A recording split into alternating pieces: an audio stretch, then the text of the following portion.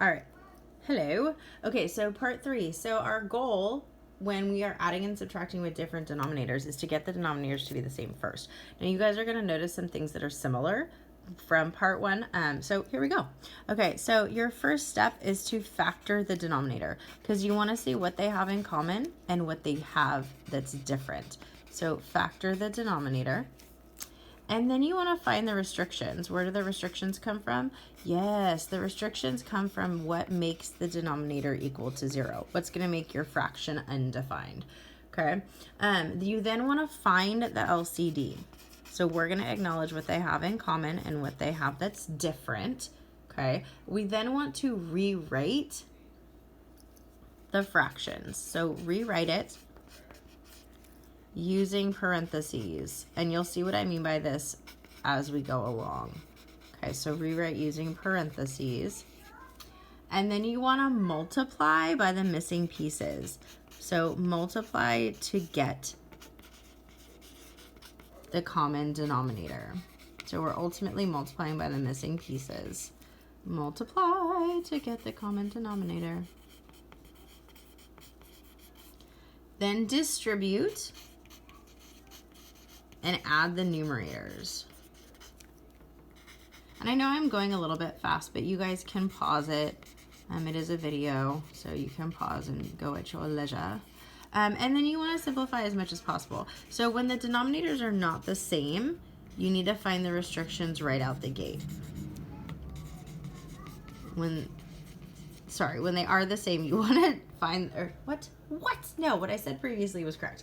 When they aren't the same, you want to find them right out the gate. When they are the same from part 1, you can find them towards the end. Okay, when we are subtracting, you want to first distribute the negative, just like we did in part 1. Okay, distribute the negative, and then follow the steps for addition.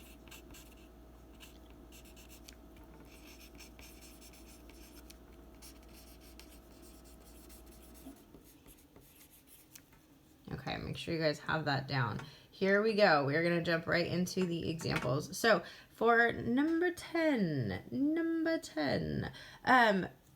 first factor the denominator. Okay, well there's nothing to factor. We can put the 3 over a 1.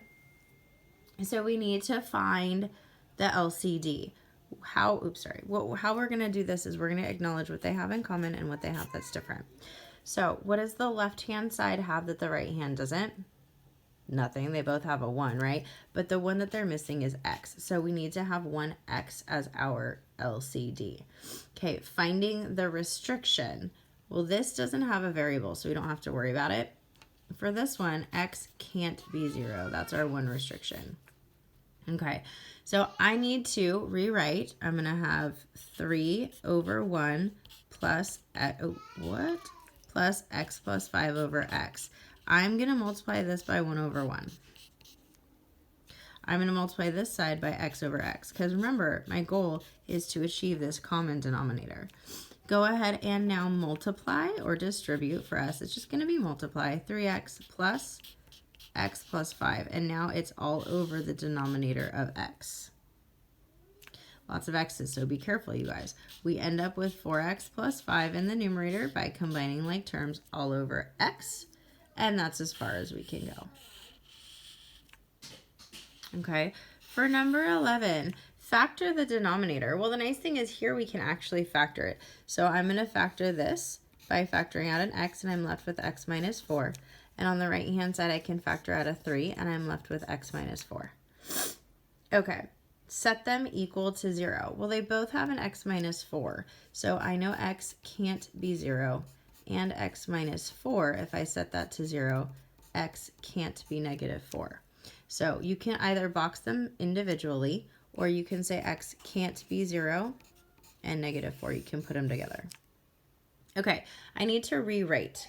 Actually, sorry, I'll go in order. My apologies. I need to find the LCD. So the LCD is what they have in common. Well, what do they have in common? Oh, they've got an x minus 4. Awesome. Okay. Then account for what they don't have. I also need a 3 and I need an x. So that whole thing has to be in my denominator. Okay, So my left denominator has the x and the x minus 4. What is it missing in order to achieve this? It's missing the 3. So I'm going to multiply a 3 to the top and the bottom. And here's where my parentheses come into play, because that 3 has to be multiplied to everything in the numerator. And then I have 7 over 3x minus 4. Okay, what is this side missing that this side, in order to achieve this LCD? It's missing the x, so I'm going to multiply it by x over x. Okay, distribute with me. This 3's got to go to both terms. So I have a 15x minus 18. I'm going to go ahead and combine it because I know they're going to have common denominators. And then it's going to be all over 3x times x minus 4. Excellent. Okay, combine like terms. So 15 and 7. Good. 22. So 22x minus 18 all over 3x times x minus 4. Now looking at the numerator, I do see that it has a GCF of 2. So let's factor that out. We get 2 times 11x minus 9 all over 3x times x minus 4. And there's nothing I can factor out at that point. Ta-da! So we are done. Awesome. And then on the right-hand side, oops, sorry guys, here we go. Can we factor? Yes, we can. So this factors out to be x minus 1 and x plus 1, difference of squares. On the right-hand side, what multiplies to a positive 2 but adds to a negative 3? That's going to be x minus 2 and x minus 1. Okay, find the restrictions. Well, notice they both have an x minus 1, so we're going to have to set that equal to 0. The left fraction has an x plus 1. The right fraction has an x minus 2. So I know that x can't be 1 from here. Whoops, from here. It can't be negative 1. And it can't be 2. There are 3 different restrictions. Okay, finding the LCD. Well, they both have an x minus 1. But then this guy has an x plus 1. And the right-hand side has an x minus 2. So my LCD has to include all 3 of those. Okay, on the left, what does he need in order to achieve the LCD? He needs an x minus 2. So I'm going to multiply x minus 2 over x minus 2 to the left fraction.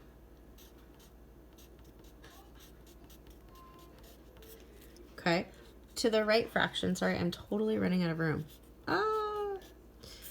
I'm going to multiply, what is he missing? He's missing an x plus 1. And then we have x minus 2. Hopefully you have more room. You gauged it better than I did. Ay, ay, ay.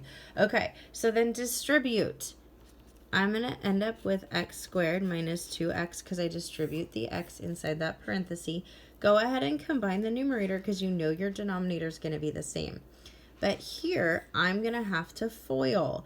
When I FOIL, I end up with 2x squared plus 2x minus x minus 1 all over our common denominator, which is x minus 2, x minus 1, x plus 1. Okay, again, if I'm going too fast, you know you guys can pause and rewind and whatnot. Okay, combining like terms, we get 3x squared. The negative 2x and the 2x cancel, minus x minus 1 all over x minus 2 times x minus 1 times x plus 1.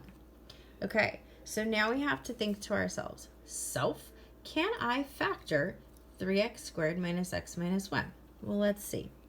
I'm going to make the magic x, negative 3 and negative 1. Are there 2 numbers that can multiply to a negative 3 but add to a negative 1? Negative 3 and... Nope. So we're done. Excellent. Okay, so I know that I said there were going to be 4 parts. Pardon me. There's really going to be 5 because I'm going to do the 3 subtracting examples on the next video.